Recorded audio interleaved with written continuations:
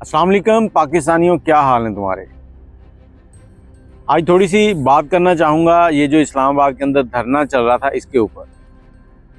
24 तारीख से धरने का ऐलान था और धरने वाले क्या मांग रहे थे, ये गवर्नमेंट से उनकी मांगें थी और गवर्नमेंट ने उनको क्या दिया, वो जो भी मामला थे उस पर मैं कुछ नहीं कहना चाहूँगा। लेकिन मेरे सामने 2 वीडियोज़ आई हैं, उन दोनों वीडियोज़ को देखकर मेरा दिल खून के आंसू रोने लगा है। मुझे बड़ा दुख हुआ कि आज वही लोग कुचले गए जिनके पैसों से ये स्टेट चल रहा है। रियासत माँ की तरह होती है और इस माँ ने अपने ही बच्चों को बिल्ली की तरह कुचल दिया। कहते बिल्ली के पाँव जब जलते हैं ना तो वो अपने ही बच्चों को उठा के अपने पाँव के नीचे रखती है। तो आज हमारी रियासत जो है इसने सेम वही काम किया है।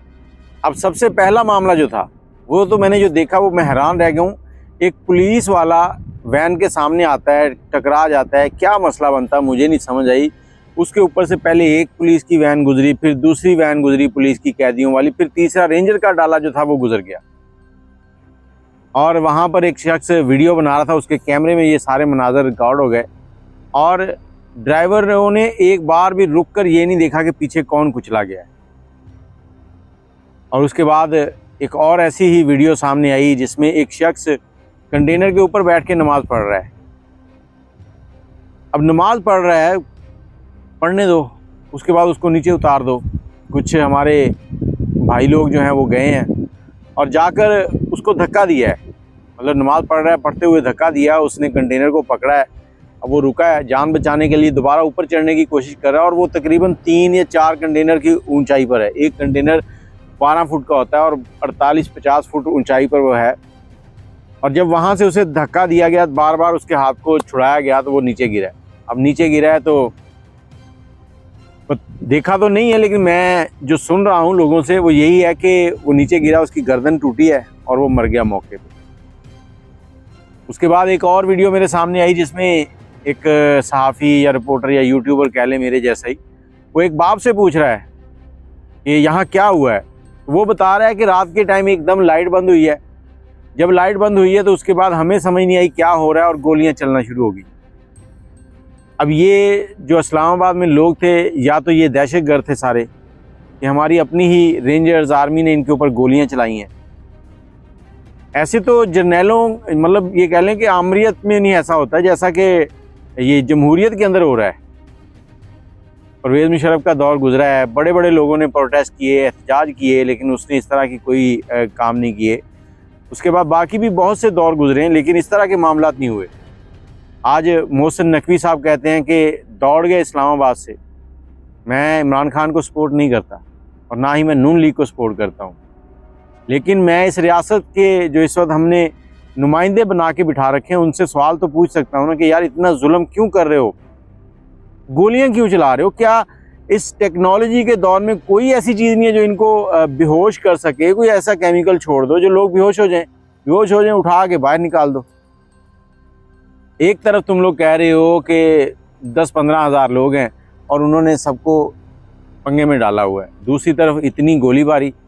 और कुछ खबरें आई हैं कि इस्लामाबाद से 500 जो अफराद हैं उनको गिरफ़्तार किया गया और कुछ खबरें आई हैं पिंडी से कि 400 लोग पिंडी से गिरफ़्तार हुए हैं। अब पाकिस्तान की सड़कें, नेटवर्क सब कुछ खुल चुका है, लेकिन शर्म का मकाम है उस गंडापुर के लिए जिसने वज़ू के लिए टाइम मांगा तो लोगों ने कहा नहीं तुम वज़ू करने नहीं जाओ। लोगों को उसके ऊपर यकीन नहीं है। और बेशर्म आदमी मोहसिन नकवी जो आके कह रहा है कि लोग दौड़ गए हैं। भाई तुम क्या इंडिया में घूम रहे थे? तुम दिल्ली फतह कर रहे थे जो निहत्ते सिविलियन लोगों के ऊपर गोली चला रहे थे। जंग का माहौल हो तो फौजियों को ट्रेनिंग दी जाती है कि जो बंदा हथियार डाल के सामने खड़ा है उसको गोली नहीं मारनी। यहाँ पर तुम लोग शेलिंग कर रहे थे। अब शेलिंग से क्या था कि वो कभी हवा उलट चल पड़ी, कभी उन्होंने शेल उठा के तुम्हारी तरफ फेंक दिया, तुम्हारा इससे दिल नहीं भरा तो तुमने सीधे फायर का ऑर्डर दे दिया। एक सानिया मॉडल टाउन हुआ था, 15-20 लोग जो हैं वहाँ पर भी मरे थे, औरतों के चेहरे के ऊपर गोलियां मारी गई थी। वो आज तक हम नहीं भूल सके। मतलब एक जो स्टेट होता है वो अपनी वैल्यू बनाता है, दूसरे मुल्कों को बताता है कि हमारे यहाँ अमन है, लोगों की सुनी जाती है। लेकिन यहाँ पर क्या हो रहा है? यहाँ पर तो सिर्फ और सिर्फ सीधी गोलियां मारी जा रही हैं। ये लोग मांग क्या रहे हैं, पहले तो ये बताओ ना। आप लोग, हमारी अदालतों का जो निज़ाम है ना, वो इतना ख़राब है कि साल केस चलते हैं। जो केस 10 दिन के अंदर हल होने वाला होता है, वो सदियों तक चलता रहता है। एक औरत थी, उसका केस चल रहा था, वकील के पास गई, वकील ने कहा माँ जी 5,000 रुपये दो, मैं आपका मामला हल करवा देता हूँ, अदालत जाने की ज़रूरत नहीं है। औरत कहती नहीं, मैं अदालत जाऊँगी, इंसाफ लूँगी। 5 साल केस चला। 5 साल के बाद जो मुजरिम था उसको सज़ा हुई थोड़ी बहुत। तो जो मुद्दईया थी वो एक औरत थी। उसने जज से कहा कि जज साहब, मैं दुआ करती हूँ कि अल्लाह ताला तुम्हें वकील बना दे। अब जज भी हैरान है कि मैं वकील से बड़े ओहदे पे बैठा हूँ, ये क्यों कह रही है कि तुझे वकील बना दे। जज ने पूछा माँ जी आप वकील का क्यों कह रहे हैं, वो तो मुझसे छोटे ओहदे पर है। कहती मुझे नहीं पता छोटे पे है या बड़े पे है, उसने मुझे कहा था 5,000 दो, मैं तुम्हारा आज ही फैसला करवा देता हूँ। तुमने 5 साल लगा दिए और पता नहीं कितना पैसा मेरा ख़राब हो गया है। अल्लाह पाक पाकिस्तान के ऊपर रहम करे, लेकिन ये लोग चाहते नहीं है कि यहाँ पर किसी पे रहम हो सके।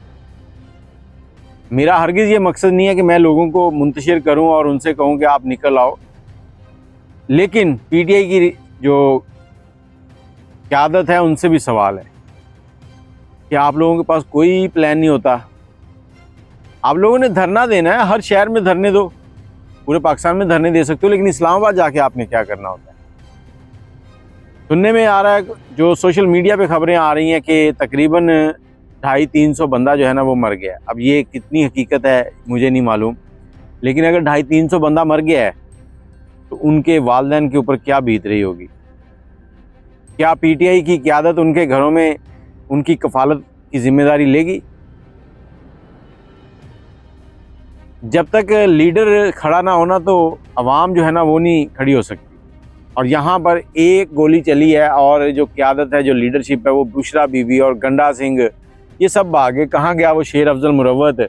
और ये जो किराए के टट्टू बैठे हैं ना फेसबुक, ट्विटर, यूट्यूब पे, जो कहते हैं निकल आओ आज फैसला हो जाएगा, वो ख़ास तौर पे वो इमरान रियाज जो अपने आप को सहाफ़ी कहता है, वो सहाफ़ी कहलाने के काबिल नहीं है। जो बंदा एक पार्टी को सपोर्ट कर रहा है वो सहाफ़ी नहीं हो सकता।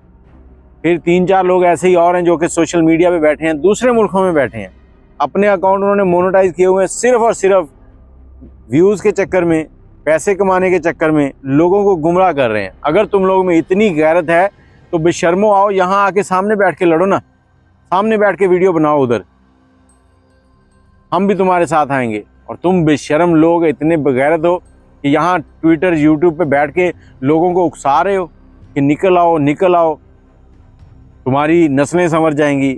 कौन सी नस्लें संवार रहे हो?